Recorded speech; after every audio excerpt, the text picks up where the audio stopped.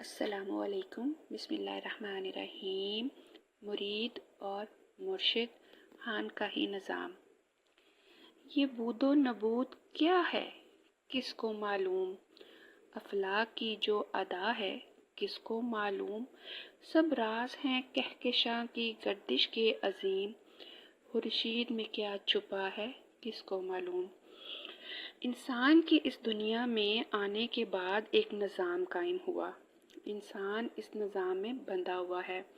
ایک نظام ہی کے تحت انسان اپنا تجربہ، اپنا علم، اپنا ہنر، اپنی طرز فکر کو آئندہ نسلوں تک منتقل کرنا چاہتا ہے۔ علم سیکھنے کے لیے ہم اسکول، کالج، مدرسے، مکتب اور یونیورسٹیوں میں جاتے ہیں۔ ڈاکٹر بننا ہو، انجینئرنگ بننا ہو، حکیم بننا ہو، اکاؤنٹنٹ بننا ہو، وکیل یا قانون دان بننا ہو تو ہم اس سے متعلق اسکول یا کالج یا تعلیمی ادارے میں داخل ہوتے ہیں۔ ان تعلیمی اداروں میں اساتذہ کرام ہمیں اس متعلقہ علم سے روشناس کرواتے ہیں اور اس کے استعمال سے آگاہ کرتے ہیں، لیکن اس کو کس ذہن سے استعمال کرنا ہے، کیسی سوچ، کیسی طرز فکر سے استعمال کرنا ہے، یہ بات کم ہی بتائی جاتی ہے۔ اس علم کو استعمال کرنے میں اس کو زیادہ سے زیادہ منافع بخش بنانے کی سوچ البتہ ہمارے معاشرے سے منتقل ہوتی ہے۔ خانقاہی نظام تعلیم میں علم ایک چیز ہے اور طرز فکر، سوچ، ذہن جس کے مطابق وہ علم استعمال ہونا چاہیے ایک دوسری چیز۔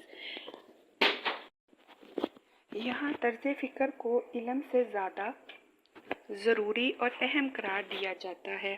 ہم کسی علم کو کیسے استعمال میں لائیں گے، کس سوچ کے تحت استعمال کریں گے، یہ سب طرز فکر ہو اور طرز فکر سیکھنے سکھانے سے زیادہ منتقل ہوتی ہے۔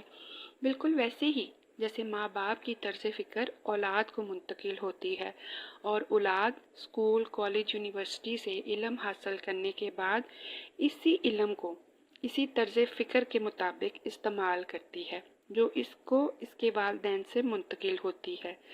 طرز فکر کی منتقلی میں ذوق و شوق کے علاوہ قربت کا بھی بہت اہم عمل دخل ہوتا ہے۔ روحانی علوم کے جویا کو اس قرب کی خاطر اس کا روحانی باپ یعنی مرشد اپنے قریب کرتا ہے تاکہ وہ اس کے روز و شب کی مصروفیات، اس کے انداز فکر، اس کے طرز استدلال اور اس کی سوچوں اور اس کے طرز عمل کا مشاہدہ کر سکے اور اس کو اپنی زندگی میں، عملی زندگی میں اس جیسا انداز اپنانے میں سہولت حاصل رہے۔ جہاں مرشد کے انداز تربیت کے دل نشین پہلو سامنے آتے ہیں وہاں اس طرز فکر کا بھی پتہ چلتا ہے جو ایک روحانی شخصیت کو حاصل ہوتی ہے۔ مرید اور مرشد کے اس تعلق کو، اس طرز فکر کو سمجھنے کے لیے کنسولمنٹری چینل کے ساتھ جڑے رہے۔ Please stay tune with us.